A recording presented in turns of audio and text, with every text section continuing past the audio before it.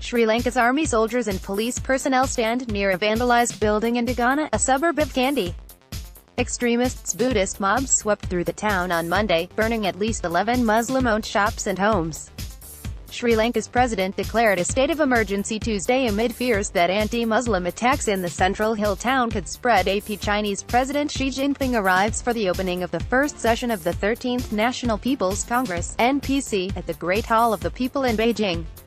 The NPC has over 3,000 delegates and is the world's largest parliament or legislative assembly, though its function is largely as a formal seal of approval for the policies fixed by the leaders of the Chinese Communist Party.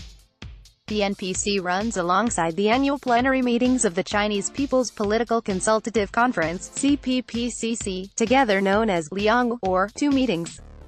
A female protester stands up with the words "Berlusconi sei scaduto" written on her body, translating as "Berlusconi, you've expired," as Silvio Berlusconi stands during voting of the political and regional elections in Milan, Italy.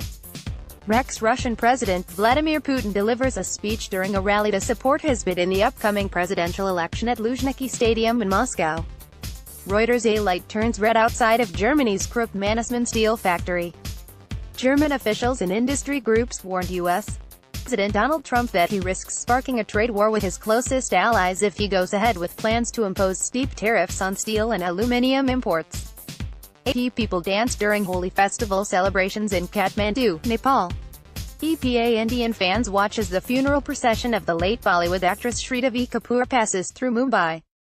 AFP, Getty candles are left in tribute to murdered Slovakian investigative reporter Jan Kuciak, 27, and his fiancée Martina, 27, at Slovak National Uprising Square in Bratislava.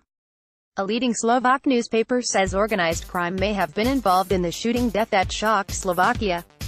The bodies of Kuciak and Kuznarova were found Sunday evening in their house in the town of Velika Moka, east of the capital. AP Colosseum during a heavy snowfall in Rome, Italy.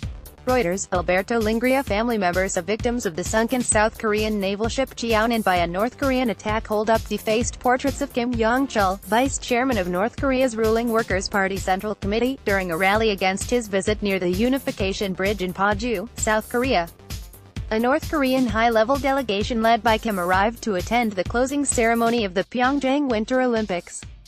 The signs read, "Let's punish Kim Yong-chul." Getty: Ivanka Trump, C, cheers while sat between former Olympic U.S. bobsledders Shauna Robach, L, and Valerie Fleming, R, as the United States beat Sweden in their men's gold medal curling match at the Gangneung Curling Center in Gangneung, South Korea. Ivanka Trump is on a 4-day visit to South Korea to attend the closing ceremony of the Pyeongchang Winter Olympics. Getty: David Alan Turpin, C, who along with Louisiana Turpin is accused of abusing and holding 13 of their children captive, appears in court with attorneys David Mucker, L, and Allison Lowe in court in Riverside, California. According to Riverside County sheriffs, David Alan Turpin and Louisiana Turpin held 13 malnourished children ranging in age from 2 to 29 captive in their Paris, California home. Deputies were alerted after a 17-year-old daughter escaped by jumping through a window shortly before dawn, carrying an activated mobile phone from which she was able to call 911 for help. Responding deputies described conditions in the home as foul-smelling, with some kids chained to a bed and suffering injuries as a result. Adult children appeared at first to be minors because of their malnourished state. The Turpins were arrested on charges of torture and child endangerment. Getty: The Elephanta Island, home to the famous Elephanta Caves, finally gets electricity after a wait of 70 years. 70 years after independence, a 7.5 kilometers long undersea cable has finally brought electricity to the world-famous Garipuri Isle, which houses the UNESCO World Heritage Site Elephanta Caves, about 10 km from Mumbai, India. Getty: Canadian Prime Minister Justin Trudeau pays his respects at the Sikh Golden Temple in Amritsar. Trudeau and his family are on a week-long official trip to India. Getty: Members of the Syrian Civil Defense evacuate an injured civilian on a stretcher from an area hit by a reported regime airstrike in the rebel-held town of Sakba, in the besieged eastern Ghouta region on the outskirts of the capital Damascus. AFP, Getty: A Thai Navy instructor demonstrates how to catch a snake during a jungle survival exercise as part of the Cobra Gold 2018 CG-18 joint military exercise with U.S. soldiers, at a military base in Chonburi Province, Thailand.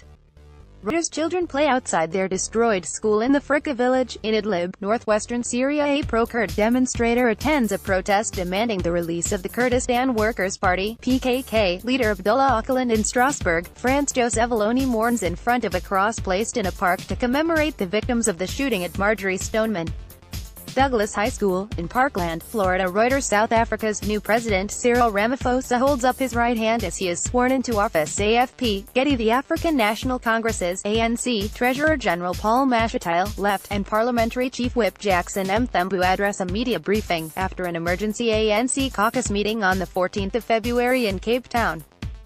South Africa's parliament will hold a vote of no confidence in President Jacob Zuma on the 15th of February, the ruling ANC party said, signaling its determination to eject him from office after days of stalemate. AFP. North Korean cheerleaders are surrounded by media as they attempt to walk on Gyeongbo Beach in Gangneung, South Korea. AFP. Getty. Former U.S. President Barack Obama unveils his